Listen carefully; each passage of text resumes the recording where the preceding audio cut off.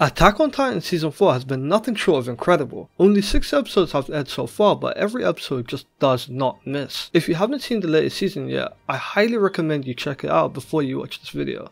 Attack on Titan's opening to this season blew my mind. The introduction of the 4 kids who are gunning to be the successor of the Armored Titan, and of course the return of Ryan and Zeke was the highlight of the first episode. The kids competing for the Armored Titan all have unique traits and qualities, however the main 2 contenders are definitely Falco and Gabby. From the beginning it's pretty clear to us that Gabby is on track to become the successor to Reiner, however Falco's character is developed more and we see that he also has a drive and a reason to become the successor, which is to protect Gabby. Within the episode, we are in the middle of a war where we get a glimpse of how Eldians are treated. All 800 soldiers are frightened for their lives and are forced to battle for the sake of Marley. This war also portrayed how other nations are targeting Marley and the Titans. The Beast Titans' attack on the ships was countered with new technology. The Titans did come on top in the war, however technology is advancing and may very well overcome the Titan army that was once unbeatable. This led to Zeke suggesting a plan to recover the founding Titan in Paradise Island to ensure Marley does not lose its upper hand in war. The new Titan shifters that we are introduced to are Peak and Porco, Peak being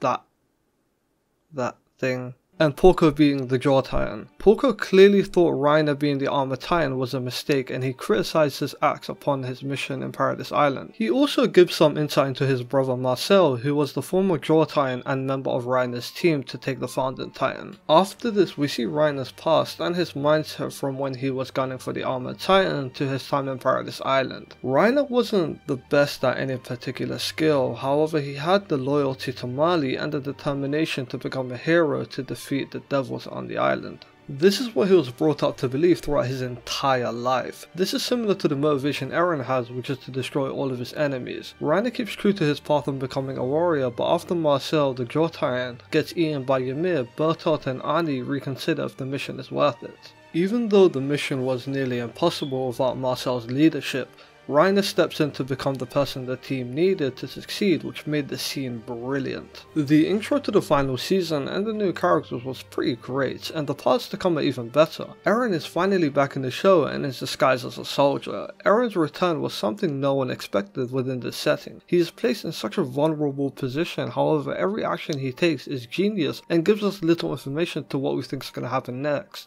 He befriends the candidate Falco whilst also using him to send letters to his comrades. This all leads to Falco bringing Reiner to his fateful reunion with Eren, which completely shocked me. The look on Reiner's face was complete fear and confusion whilst Eren sits casually. While this is happening, a festival is on the go where a spokesperson from a prestigious family is needed in order to relay a message onto the nations around the world. This message had to be conveyed by a person that is respected, and that's where the Taiba family comes in the story. The Taiba family are high-class Eldians, and the head of the family is chosen to be the narrator for the Malayan government. This speech to the nations of the world portrayed the power that the so-called devils have and the threat they are to the entire world. As this speech is taking place, Eren is telling Reiner that we are the same, and he is fighting the enemies he got told was evil, just as Eren is fighting the enemies he deems evil. Eren, after living in Mali, understands that there are bad people and good people such as Falco. Everything about this episode was amazing. Eren's transformation was perfectly placed as he is declaring war against Marley as well. The following episode turned into the Titan on Titan brawl Season 3 was filled with. Everywhere is in chaos and the Warhammer Titan that was teased in the former episodes was finally shown. The Titan is Willy Taiba's sister and Eren wasted no time in attacking her. As soon as she started to transform, Eren was already on the move to attack her. The Titan's overall aesthetic is cool as shit and its abilities are insane as well. Using its hardening powers to make any weapon it desires is so freaking cool. It casually pierced Eren and its weapons can even break his hardening abilities. This Titan is very overpowered and Eren knew he wasn't going to beat it. This is when Mikasa comes in and blows up the Titans innate. Although it didn't defeat the Warhammer Titan, seeing the new ODM get smack a Titan this overpowered was a sight to see. The look on Peak's face when she saw the scouts come in was complete fear as she knows what the scouts are capable of from the battle at Eren's home. The new Jaw Titan Porco got to see the ODM guild for the first time through none other than Levi. This scene was just great as he thought Titans was the most powerful weapon, but Levi shot him up real quick. He also tried to run away, but we all know what happened then.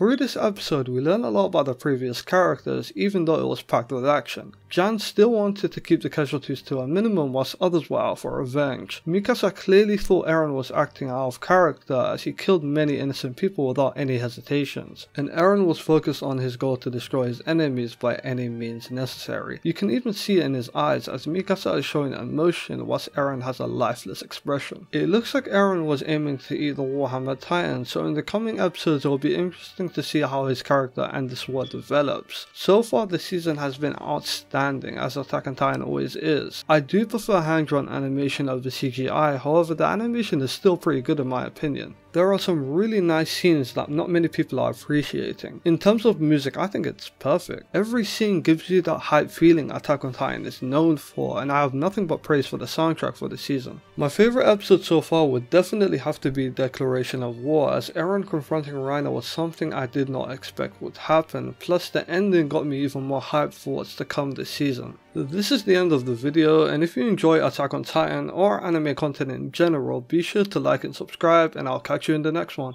Peace.